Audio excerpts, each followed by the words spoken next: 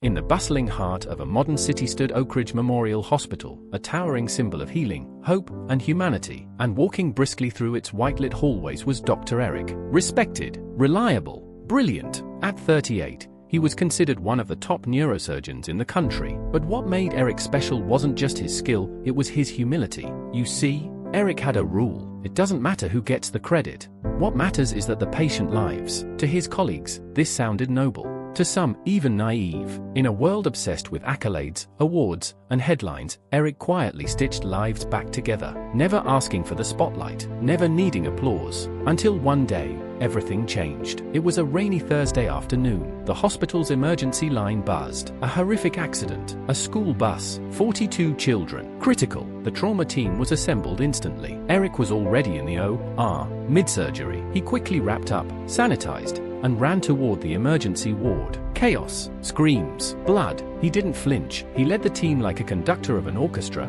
calm, clear, and focused. Prep Bay 3 for surgery. Now, get her stabilized. Page Dr. Lena for the orthopedic stack. For the next 19 hours, they fought death. Every second was borrowed time. Every child was a battlefield. When the dust settled, 41 of the 42 children had survived. The media exploded with headlines. Miracle at Oak Ridge Memorial Hospital. Hospital heroes saved dozens in tragic crash. But none of them mentioned Dr. Eric Thompson. Not once. Instead, the chief administrator, Dr. Bennett, took the interviews. He praised the team and highlighted system efficiency. Reporters asked about the names of the lead doctors. Bennett smiled and said, "That's not important. What matters is we did our job." Back at the hospital, junior doctors fumed. "You should have been on camera. Eric, you led everything. They just ignore." But Eric?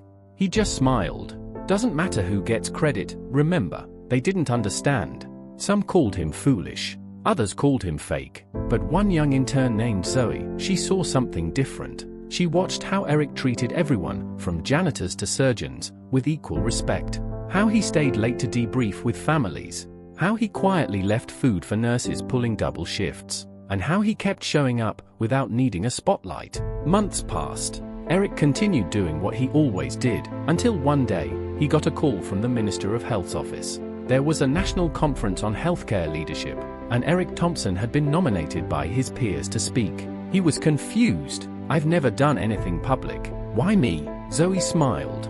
"Because we see you, sir. And it's time the world does too." The day of the conference, he stood backstage, nervous. The hall was filled with CEOs, journalists, bureaucrats, and young doctors. When his name was announced, he walked to the podium, calm on the outside, storming inside. He cleared his throat. And then, he spoke. "I've been a doctor for 16 years. I've lost patients. I've saved some. I've watched life enter the world. And I've held hands as it left. But through it all, I've learned one thing. Healing is never a one-person job." He paused. "The child who survived wasn't saved just by my hands, but by the nurse who caught the symptom I missed, by the janitor who kept the floor sterile, by the lab tech who stayed late to process reports." He looked up. In a world obsessed with credit, let's not forget that no heart beats because of one hand. Silence. Then a standing ovation. He didn't expect the praise, but he had spoken his truth, and it landed.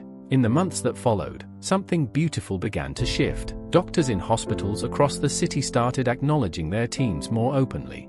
Patient families wrote thank you letters not just to surgeons, but to everyone, nurses, porters, aides. Even the hospital award systems evolved, celebrating collective efforts, not just individual brilliance. And Zoe? She started a small initiative called Credit Where It's Due, spotlighting unsung healthcare workers every month. Because of Eric. Because one man chose to serve, not be seen. Because one man believed that healing was the true reward. Moral. Credit is a shadow. It fades. It flickers. But impact? That's what lingers. So maybe the question isn't why does it matter who gets credit? Maybe the question is, what kind of legacy are we really trying to leave behind? Because true greatness isn't measured in mentions, it's measured in meaning. The end.